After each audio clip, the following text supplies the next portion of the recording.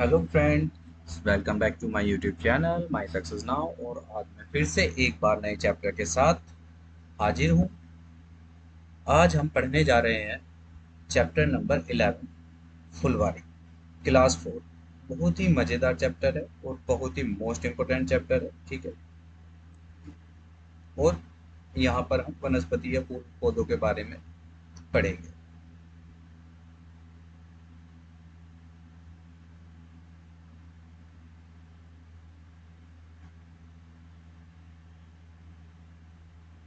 ठीक है दोस्तों, चलिए शुरू करते हैं।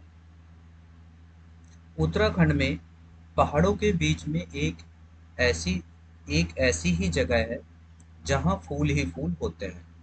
यहाँ यह फूलों की घाटी कहलाती है। दोस्तों देखिए, ये जो फूलों की घाटी है, ये कहाँ है? उत्तराखंड के चमोली पिथौरागढ़ में। ठीक है।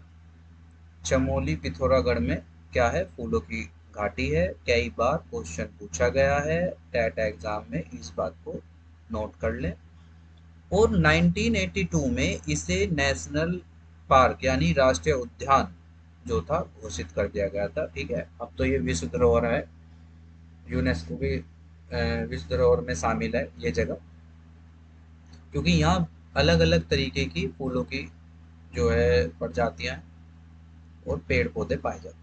चलिए, कहीं झाड़ियों में लगे लाल फूल नजर आते हैं तो कहीं पत्थरों के बीच सफेद फूल झांकते हुए मिलते हैं। पीले पीले फूलों के लंबे चौड़े कालीन जैसे मैदान भी हैं और कहीं कहीं अचानक घास के बीच छोटे छोटे तारों जैसे नीले फूल दिखाई देते हैं। यह सब सपने जैसा लगता है ना? हाँ, इस घाटी में भी इतने सारे फूल साल में कुछ ही हफ्तों के लिए खिलते हैं। ठीक है। यानी जो ये इतने तरीके के फूल खिलते हैं, ये कुछ ही सप्ताहों के लिए यहाँ पर खिलते हैं। जैसे कि यहाँ पे लिखा हुआ है, सफेद फूल, लाल फूल, पीले फूल, ठीक है, इस तरीके के, और नीले फूल, इस तरीके के फूल यहाँ पर दिखाई देते हैं। आंखें बंद करके कल्पना करो कि तुम भी ऐसी ही किसी जगह पर पहुंच गए हो। कैसा लगा? कौन कौन सा गाना गाने का दिल चाह रहा है? अगर आप फूलों की बगिया में कहीं पहुंच जाओ तो फिर आप वहां पर किस तरीके के गाने गाना पसंद करोगे? कि चारों तरफ हरा भरा नए नए फूल खिले हुए हैं, तो सोचो आपके मन में, मतलब एक बड़ा सुंदर नजारा देख के गुनगुनाने का मन करेगा ही। तुम उनमें से कुछ गाकर सुनाओ। यहाँ हम बच्चों से बातचीत कर सकते। क्या तुम्हारे घर में कुछ ऐसी चीजें हैं जिन पर फूलों के डिजाइन बने हों? जैसे कपड़े, चादर, फूलदान आदि। हाँ भाई, बिल्कुल है। चादरों पर डिजाइन बने होते हैं, कपड़ों पर भी डिजाइन बने होते हैं। जो फूलदान है यानी फ्लावर पोट, उस पे तो ऑलरेडी होते ही होते हैं। नीचे एक खाने में कुछ एक सुंदर सा डिजाइन बना है, देखिए। यहाँ दिखाए गए डिजाइन को मधुबनी कहते हैं। Very very most important line है, नोट कर लिया जाए। यह चित्रकला बहुत पुरानी है। पता है इस चित्रकला का नाम मधुबनी क्यों पड़ा? क्योंकि यह बिहार के मधुबनी नाम का जिला है। नोट कर लें, मधुबनी चित्रकला कहाँ के लिए है प्रसिद्ध? कौन से राज्य में? बिहार में। त्योहारों और खुशियों के मौकों पर वहाँ लोग वहाँ घर की दीवारों पर और आंगन में इस तरह के चित्र बनाए जाते हैं। नोट करना, ये घर की मधुबनी चित्रकला कहाँ पे? दीवारों पर और आंगन में बनाई जाती है। यह चित्र पिसे हुए चावल, वेरी वेरी मोस्ट इम्पोर्टेंट, पिसे हुए चावल के घोल में रंग मिलाकर बनाए जाते हैं।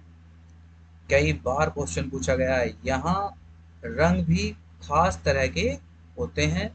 इन्हें बनाने के लिए नील, हल्दी और फूल पेड़ों के रंग आदि को इस्तेमाल में लाया जाता है। मोस्ट इम्पोर्टेंट लाइन है, इन्हें नोट कर लेना। मधुबनी चित्रकला में जो रंग यूज किए जाते हैं वो नील, हल्दी और फूल पेड़ों के रंग से यूज किए जाते हैं। ठीक है। और ये किसके घोल से? चावल के घोल से तैयार की जाती है। ठीक है।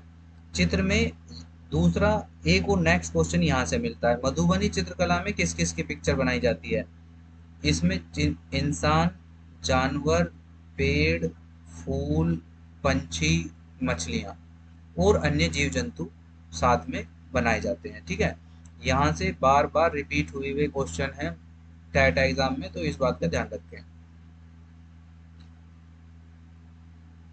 अपने आप कोई डिजाइन बनाकर रंग भरो, अपने दोस्तों के बनाए डिजाइन भी देखो। ठीक है, बच्चों को नक्शे में उत्तराखंड ढूंढने के लिए प्रेरित करें। फूलों की दुनिया, तुम नीचे दिए गए फूलों में से जिनको पहचानते हो उन पर निशान लगाओ, अगर पता हो तो उनके नाम चित्र के नीचे लिखो। देखिए भाई, ये क्या है? ये गुड़हल का फूल है, ये गुलाब का फूल है, ये सूरजमुखी का फूल है, और ये मैरीगोल्ड गेंदे का फूल है, और इसे क्या बोलते हैं, ये सदाबहार है, और ये आई थिंक इसका मुझे कंफर्म नहीं है। चलिए आगे चलते हैं। और ये तुलसी है, और यहाँ आई डोंट नो, ये आप पता करें। और ये सॉरी कंफर्म नहीं है, ये भी मुझे देख। चलिए आगे चलते हैं। ऊपर दिए गए फूलों में से और जिन फूलों को तुम जानते हो उनमें से दो फूलों के नाम बताओ जो पेड़ पर लगते हैं, झाड़ियों पर लगते हैं। ठीक है दोस्तों, ये आप क्लास में बात करें। बेल पर लगते हैं, चमेली की बेल होती है, और पेड़ों पर लगते हैं, गुड़हल का पेड़ होता है, झाड़ियाँ झाड़ियाँ झाड़ियाँ, और सिर्फ रात में खिलते हैं, रात की रानी जिसे बोलते हैं, पानी के पौधों पर उगते हैं। पानी में कौन सा पेड़ खिलता है भाई? पानी में तो कमल का, मतलब कमल का ही पेड़ खिलता है। और इसके अलावा और देखें, दिन में खिलते हैं, रात में बंद हो जाते हैं। दिन में खिलते हैं, रात में सूरजमुखी। और जिनको तुम आंखें बंद करके भी खुशबू से पहचान सकते हो, भाई ऐसे कौन कौन से पेड़ हैं जिन्हें हम पहचान सकते हैं? हम्म, ऐसे तो गुलाब है, गुलाब की जो दूर से ही वो आ जाती है खुशबू, है ना। और जो किसी खास महीने में ही लगते हैं, किसी स्पेशल खास महीने में जो लगते हैं, ऐसे गेंदा ही जो है, गेंदा कुछ ही महीनों में मतलब होता है, ऐसा नहीं है कि वर्ष भर खिले रहेंगे। ठीक है, आगे देखते हैं। जो साल भर खिलते हैं उसे क्या बोलते हैं? सदाबहार। ठीक है, तो लगभग लगभग ये सभी हैं, और ये आपको क्लास में डिस्कस करके भी बच्चों को करने हैं। क्या तुमने इस तरह की तख्ती कहीं लगी देखी है? क्या तख्ती लगी होने के बाद भी लोग फूल तोड़ लेते हैं? हाँ भाई बिल्कुल। वे लोग सोचते हैं कि ये लिखा है फूल तोड़ना मना है, लेकिन वो क्या कर देते हैं, इसको कर देते हैं अवॉइड, और वे क्या बना देते हैं, फूल तोड़ना है। ठीक है, तो इस तरीके से वे इस तख्ती का यूज कर लेते हैं। ठीक है, बताओ कौन रोकेगा इन लोगों को? इन्हें समझा भी नहीं सकते कोई। तुम्हें क्या लगता है, वे ऐसा तुम्हें क्या लगता है वे ऐसा क्यों करते हैं? क्यों करते हैं भाई? सब साल में वैलेंटाइन डे भी आता है, इसलिए भी लोग सोचते हैं, ब्याह शादी भी होते हैं, पूजा पाठ भी होते हैं। ऐसे मत सोचो, गलत सोचना गलत बात है। आगे चलिए। क्या उन्हें ऐसा करना चाहिए? अगर सब लोग ऐसा करने लगे तो क्या होगा? चलिए, चलो पास से देखें। जो बच्चे फूल ला सकते हैं वे कक्षा में एक दो फूल लाएं। ध्यान रहे कि पेड़ पौधों से गिरे हुए फूल ही इकट्ठे करने हैं, तोड़ने नहीं है। यानी कि हमें देखो पेड़ों से फूल नहीं तोड़ने चाहिए, पेड़ों से फूल हमें नहीं तोड़ने चाहिए, क्योंकि पेड़ क्या है, फूल क्या है, फूल शोभा बढ़ाते हैं पेड़ों की, है ना, और पर्यावरण की। तीन चार बच्चों के समूह बनाओ और किसी एक फूल को ध्यान से देखो और लिखो। ये सीधी सी बात है, आपने फूल तोड़ लिया, कुछ देर बाद आपने हाथ में रखा, फिर दूसरों को दे दिया, और उसके बाद क्या कि वो फूल इधर उधर ही बिखर जाएगा और थोड़ी देर बाद वो जमीन पर इस तरीके से पड़ा पाएगा और फूल का क्या हो जाएगा, फूल का हो जाएगा सत्यानाश। ठीक है, तो इसलिए उसे वहीं लगा रहने दे जहां उसकी शोभा है। ठीक है, जहां वो प्रकृति की शोभा बढ़ा रहा है। हर चीज अपनी जगह पर अच्छी लगती है। ठीक है, चलिए आगे चलते हैं। खिलती कलियां, तुमने कलियां भी देखी होंगी। अगर स्कूल में या घर के आसपास कहीं फूल के पौधे हों तो उनकी कलियां भी देखो। कली और फूलों में क्या अंतर है? भाई कली क्या है? कली तो फूल से आने वाला पहला स्टेप है। पहले कली बनती है, फिर फूल खिलते हैं, कलियों से तो फूल खिलते हैं। किसी पौधे की कली एवं उसके फूल का चित्र अपनी कॉपी में बनाओ। ये कुछ क्वेश्चन है जो आप बच्चों से भाई डिस्कस जरूर करें और क्लास में मतलब इन चीजों को ज्यादा से ज्यादा बच्चों के साथ प्रैक्टिकली अगर कोशिश करेंगे तो वो ज्यादा अच्छा होगा। ठीक है, आगे देखते हैं। अपने दोस्तों सॉरी, जब तुमने कली देखी तो तारीख क्या थी? और जब कली वह कली जब फूल बनी तो तारीख क्या थी? देखिए, हमें यहाँ पर ये देखना है कि यहाँ कितने दिन में एक कली फूल बनकर खिलती है। ठीक है, तो यहाँ पर यही चीज मेंशन करने के लिए बोला गया है। आगे, कली को फूल बनने में कितने दिन लगे? ठीक है, अपने दोस्तों से पूछो उन्होंने कौन कौन से फूल देखे, उनकी कलियों को फूल बनने में कितना समय लगा। तुम यह भी देख सकते हो कि वह फूल कितने दिनों में मुरझाया। चलिए, कितने सारे इस्तेमाल। खाए भी जाते हैं फूल। अब यहाँ से बहुत ही ज्यादा इम्पोर्टेंट चीजें हैं और कई बार पूछा गया क्वेश्चन है। यहाँ से टैट वाले बच्चे नोट करते चले। तुमने फूलों को कहाँ कहाँ इस्तेमाल देखा है? क्या तुम जानते हो फूल खाए भी जाते हैं? फूल से फूलों की सब्जी बनती है। देखिए, बहुत से फूलों की सब्जी बनती है। उत्तर प्रदेश में रहने वाले फिरोजा और नीलिमा को कचनार के फूलों की सब्जी बहुत पसंद है। यानी यहाँ से देखिए आपको एक क्वेश्चन मिल गया। कचनार के फूलों की सब्जी बनाई जाती है। कचनार के फूलों की सब्जी कहाँ बनाई जाती है? कचनार के फूलों की सब्जी बनाई जाती है यूपी में। ठीक है, कहाँ पे बनाई जाती है? यूपी में। ठीक है, आगे चलिए। केरल की यामिनी अपनी अम्मा से केले के फूलों की सब्जी बनाने की फरमाइश करती है। यानी यहाँ देखिए, केले के फूलों की सब्जी कहाँ बनाई जाती है? केले के फूलों की सब्जी बनाई जाती है केरल में। तो दोस्तों ये सीधे सीधे क्वेश्चन आते हैं, इन्हें नोट करते चलें।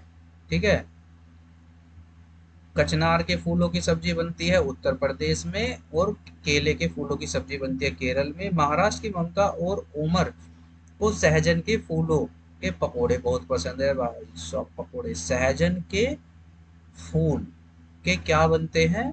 सहजन के फूल के बनते हैं पकोड़े। कहाँ बनते हैं? ये बनते हैं महाराष्ट्र में।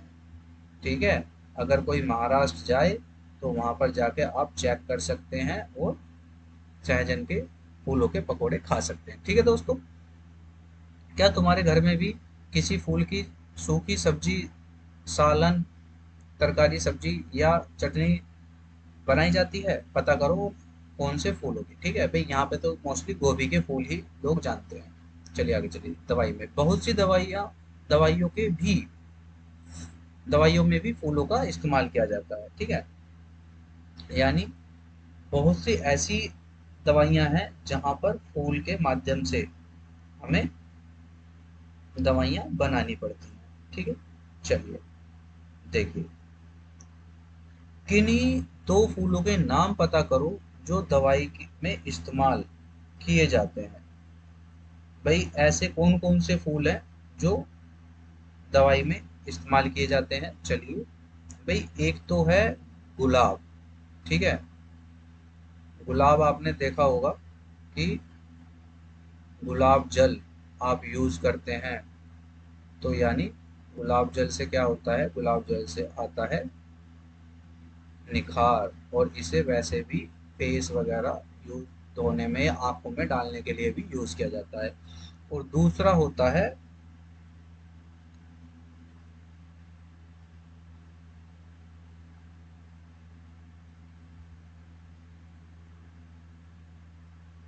ओड उल। ठीक है, ये चलो,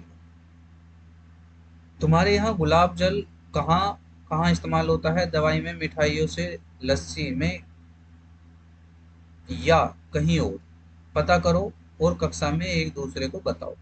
खुशबू और रंग, बहुत से फूलों जैसे गुलदावरी, जीनिया के से रंग भी बनाए जाते हैं। दोस्तों नोट कर लिया जाए, गुलदावरी और जीनिया से रंग भी बनाए जाते हैं।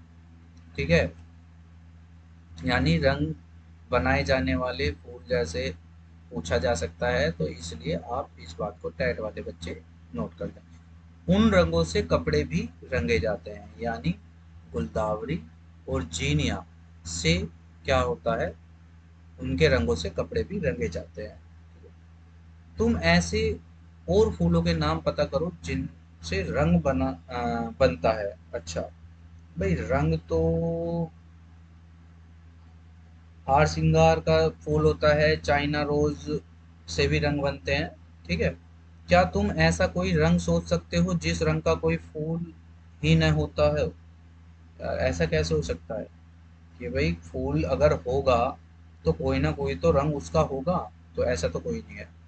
ठीक है, ऐसे कुछ फूलों के नाम लिखो जिनसे तुम्हें लगता है कि इत्र बनाया होगा। भाई साहब देखिए भाई, जो इत्र बनता है यानी जिसे आप परफ्यूम कहते हैं, वो किससे बनता है? गुलाब से बनता है।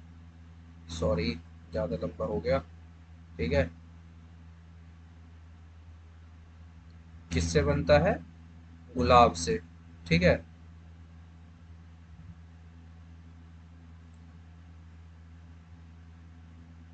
और गुलाब के अलावा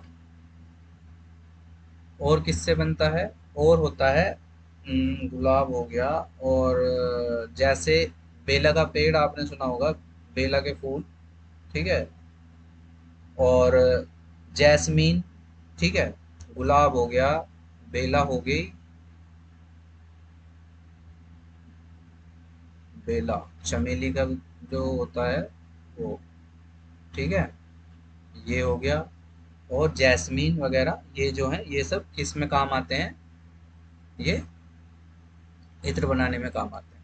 तुमने दादी माँ के कुछ नुस्खों के बारे में तो सुना होगा जिसमें फूलों का इस्तेमाल होता है। यहाँ पर एक नुस्खा दिया है जिसमें गुलाब जल का इस्तेमाल किया गया है, देखिए। दादी माँ का नुस्खा। ठीक है, गुलाब जल और ग्लिसरीन बराबर मात्रा में मिलाकर शीशी में भर लो।